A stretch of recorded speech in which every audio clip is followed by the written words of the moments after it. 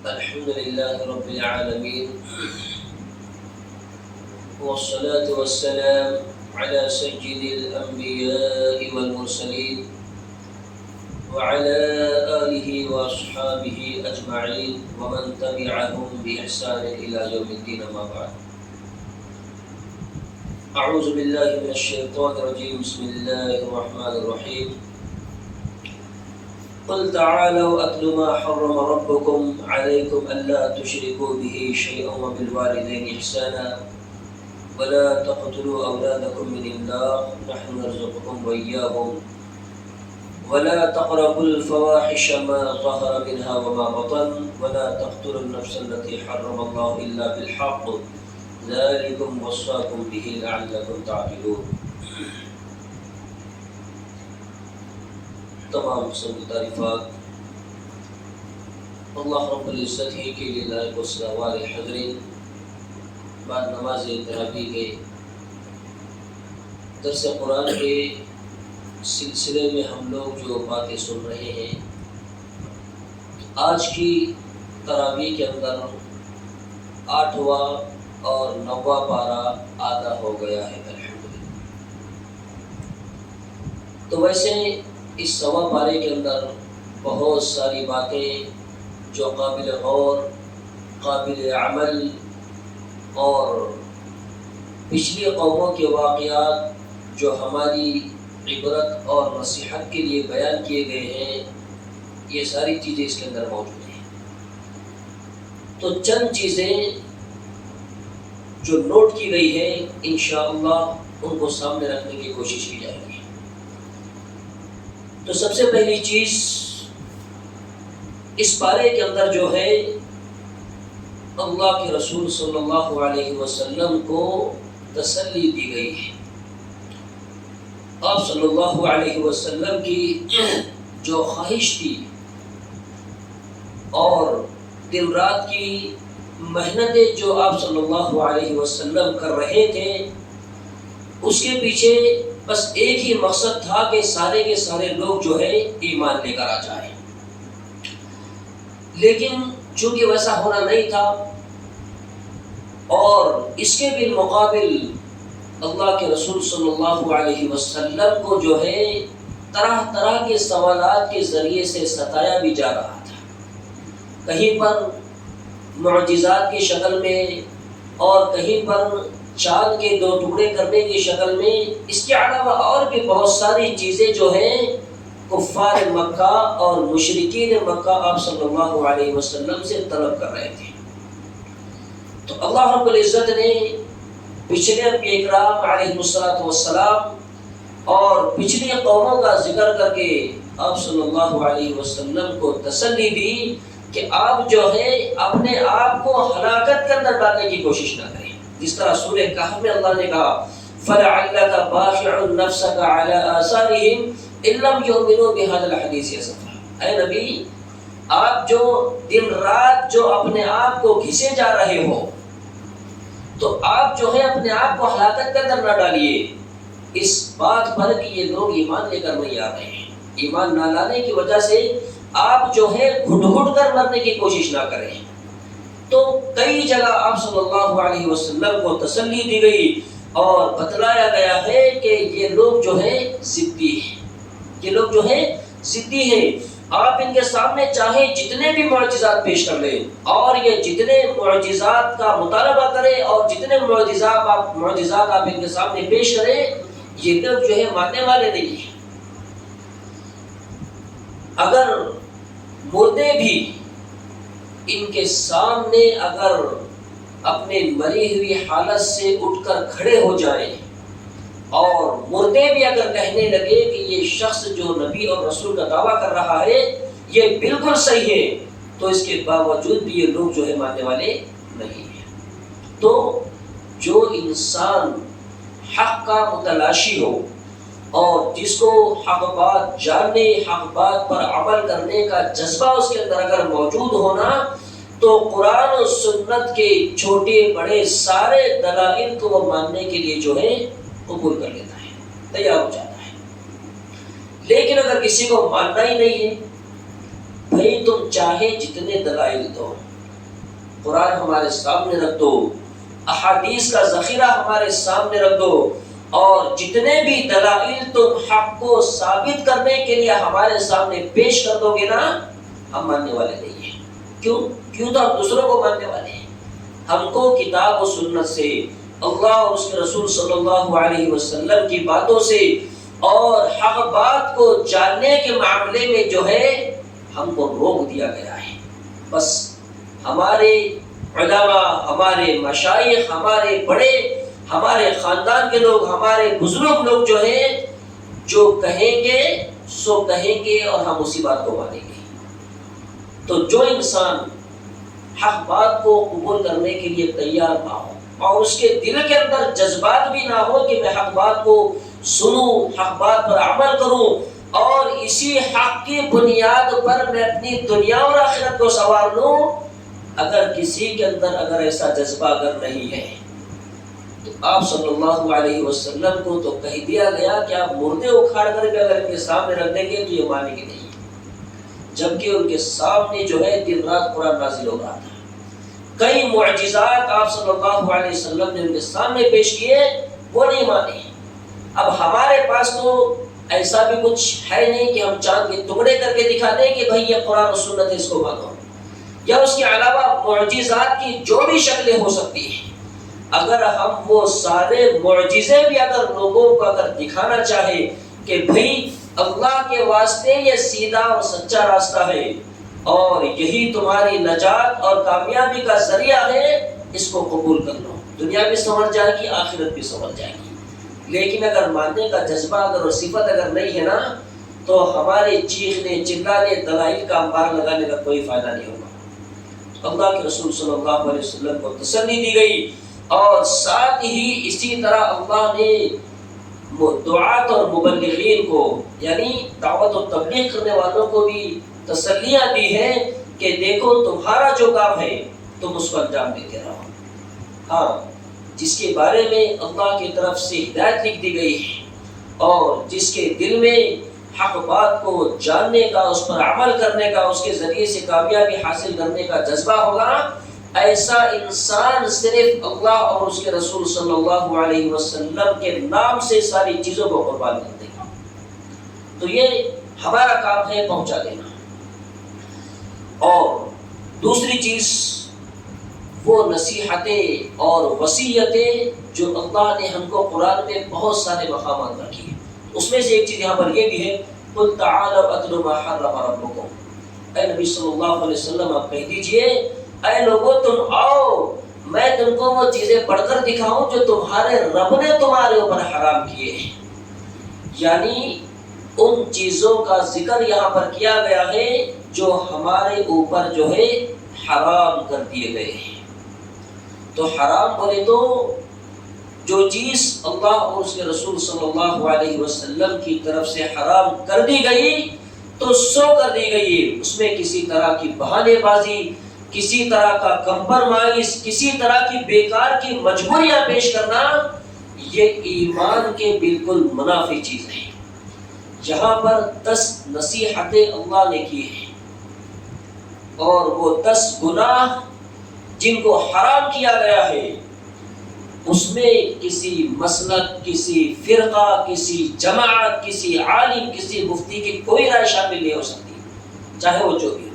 ہاں الا ماشاء اللہ، جہاں پر قرآن و سنت نے ہمیں چھوڑ دی ہے وہاں پر ان چیزوں کو اختیار کیا جا سکتا ہے، لیکن بنا کسی مجبوری کے، بہانے بازی کے لیے اگر ہم ان حرام کاموں میں اگر ملوث ہوتے ہیں تو مطلب یہ ہے کہ ہم اپنی آخرت کو برباد کرنے والے بن گئے ہیں۔ اللہ نے کیا کہا؟ اللہ تشرکوا بہ شیئا، سب سے پہلے نمبر پر اللہ کے ساتھ تم کسی کو شریک مت کرنا، شرک کا گناہ۔ کل بھی اس کے بارے میں چھوٹی سی تفصیل آئی تھی۔ تو شرک بہرحال جو ہے شرک ہے، مشرک پر اللہ نے جنت کو حرام کر دیا ہے۔ مومن اور مسلمان پر شرک کو حرام کیا اور مشرک پر جنت حرام کر دی گئی ہے۔ شرک کرنے والا بغیر توبہ کے اگر مرے گا، وقت کا بڑے سے بڑا نبی، پیغمبر، رسول بھی جو ہے اس کی سفارش نہیں کرے گا۔ اور وہاں اس معاملے میں کسی کی سنی بھی نہیں جائے گی۔ دیگر معاملات میں اللہ ہو سکتا اپنے مہربانی سے جو ہے اس پر رحم و کرم فرمائے، لیکن مشرک کے لیے کوئی معافی نہیں ہے۔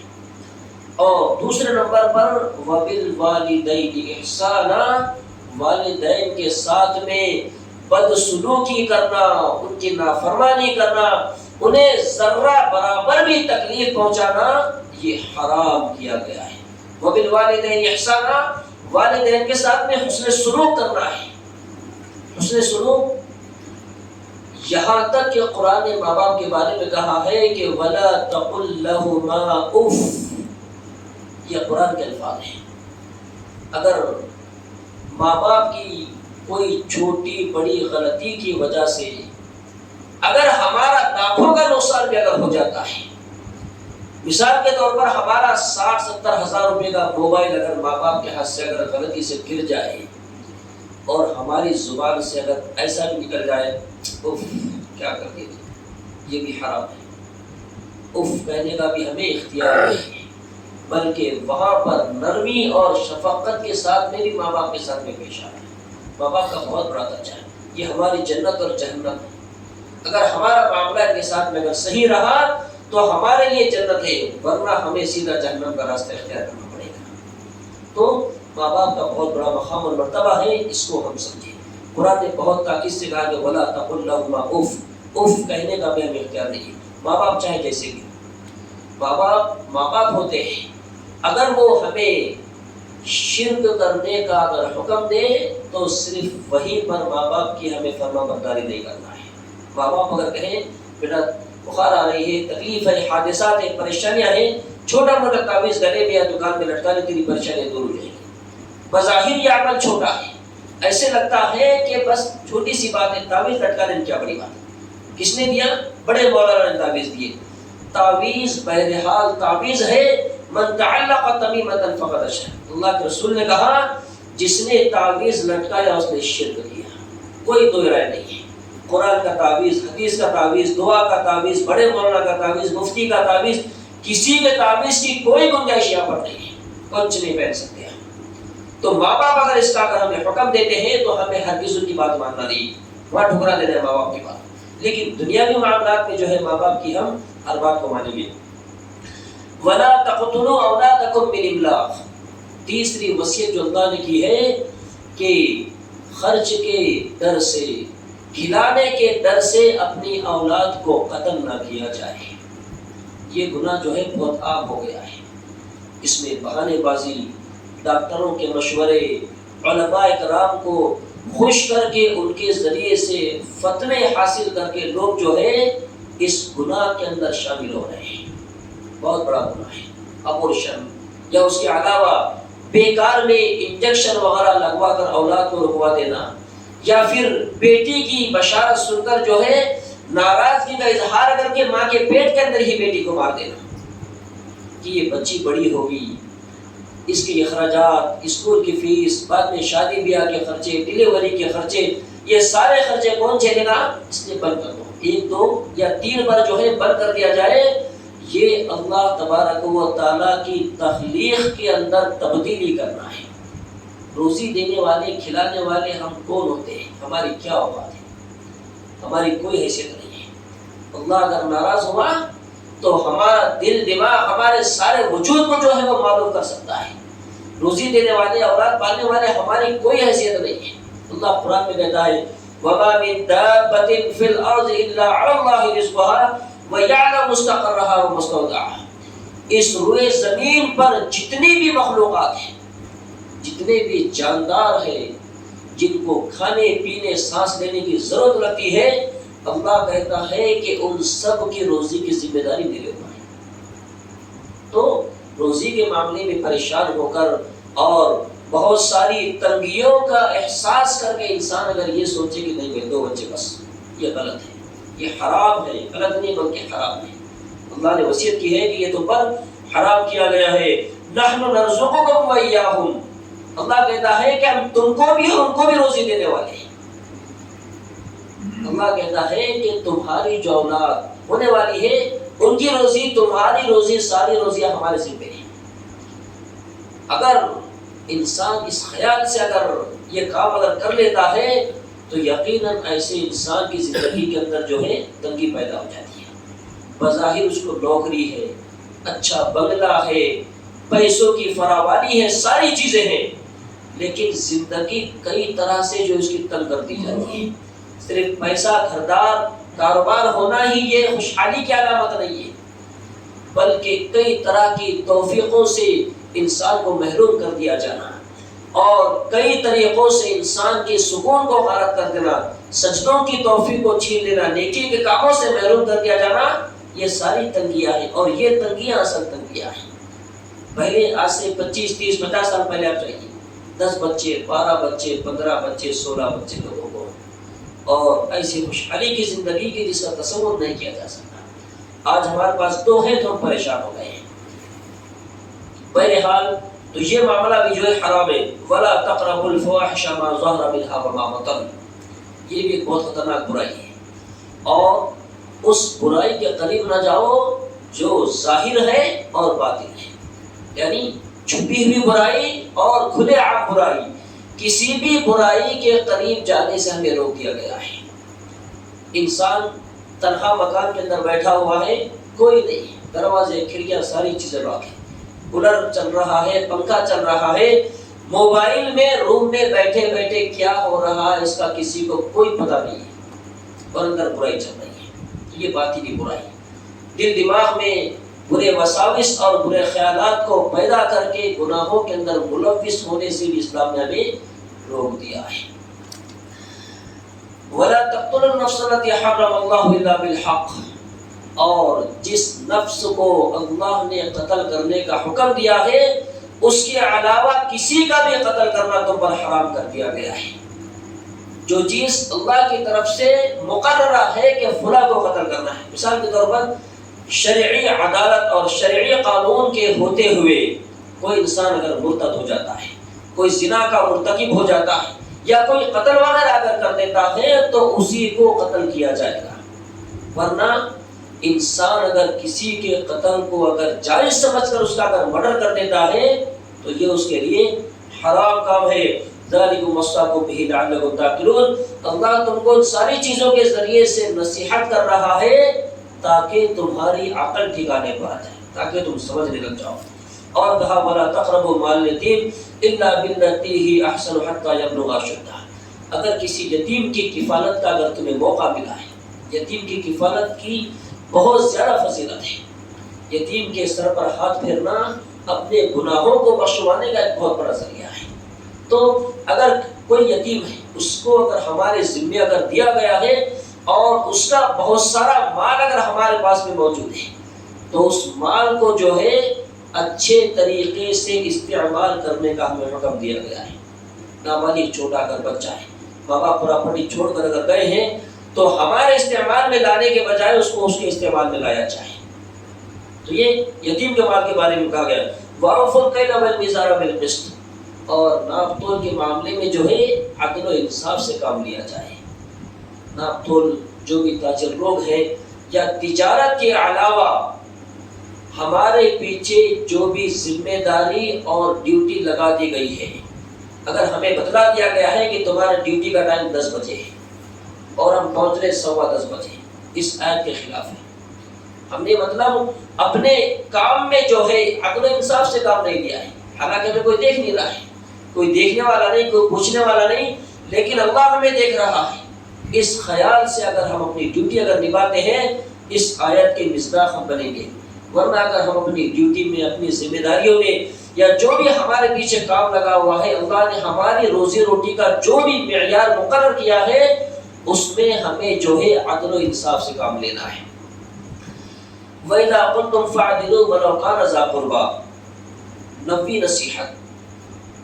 اور جب تم بات کرو، یعنی اگر تمہیں کسی کے درمیان میں اگر بولنے کے لیے اگر کہا جائے، 2 لوگ آپس میں لڑ گئے ہیں، کسی معاملہ ان کے درمیان پیچیدہ ہو گیا ہے، ایسی صورت میں تم لوگ جو ہے عدل و انصاف سے بات کرو. وَلَوْ كَانَ ذَا قُرْبَىٰ. اگر وہ دونوں میں کوئی ایک تمہارا بہت زیادہ قریبی ہی کیوں نہ ہو، تو وہاں پر قرابت کو دیکھنا نہیں ہے کہ یہ فلاں ہے اس کے خلاف اگر میں بول دوں گا تو یہ مجھ سے ناراض ہو جائے گا، میری مسجد میں نہیں آئے گا، میرے پیچھے نماز نہیں پڑھے گا، میرے سے بات چیت نہیں کرے گا، رشتہ داری نہیں رکھے گا اور میرے خلاف جو ہے پیروپگنڈے کرے گا، تو ہمیں قرآن یہ حکم دیتا ہے کہ وہاں کسی کے چہرے کو دیکھنا نہیں ہے، بلکہ جو بات حق تمہیں معلوم ہے وہ صاف صاف بیان کر دینا ہے۔ وَبِعَهْدِ اللَّهِ أَوْفُوا، اور 10ویں نصیحت جو اللہ نے کی ہے کہ تم سے اللہ نے جو بھی وعدے کیے ہیں ان سارے وعدوں کو پورا کرنا بھی تم پر ضروری ہے۔ اگر اللہ نے جو وعدے، جو نصیحتیں، جو وصیتیں اور جو بھی احکامات تم کو دیے ہیں اس میں ڈنڈی مارنا، اس کے خلاف عمل کرنا تم پر حرام کر دیا گیا ہے۔ ذَلِكُمْ وَصَّاكُمْ بِهِ لَعَلَّكُمْ تَذَكَّرُونَ، یہ وہ نصیحتیں ہیں جو اللہ تم کو کر رہا ہے، کیوں؟ تاکہ تم ان نصیحتوں کے ذریعے سے جو ہے عبرت حاصل کرو۔ یہ 10 باتیں ہیں جو اہل ایمان اور اہل اسلام پر حرام کی گئی ہیں، تو جس طرح ہم بغور ان باتوں کو سنتے رہیں، کوشش کریں کہ اللہ ہمیں ان تمام باتوں پر صحیح معنوں میں عمل کرنے کی توفیق عطا فرمائے۔ اللہ رب العالمین قرآن و سنت میں جتنے بھی حلال اور حرام کے احکامات بیان کیے گئے ہیں، اللہ ان سارے احکامات کو ہمیں سیکھنے، پڑھنے اور اس کو عملی جامہ پہنانے کی بھی توفیق عطا فرمائے۔ اللہ رب العالمین ٹوٹے پھوٹے انداز میں ہم جو بھی عبادتیں کر رہے ہیں، اللہ اپنے فضل و کرم سے ان عبادتوں کو قبول فرمائے اور مزید سال کے 11 مہینے ہمیں اسی طرح عبادت میں جڑے رہنے کی بھی اللہ توفیق عطا فرمائے۔ امین واخر دعوانا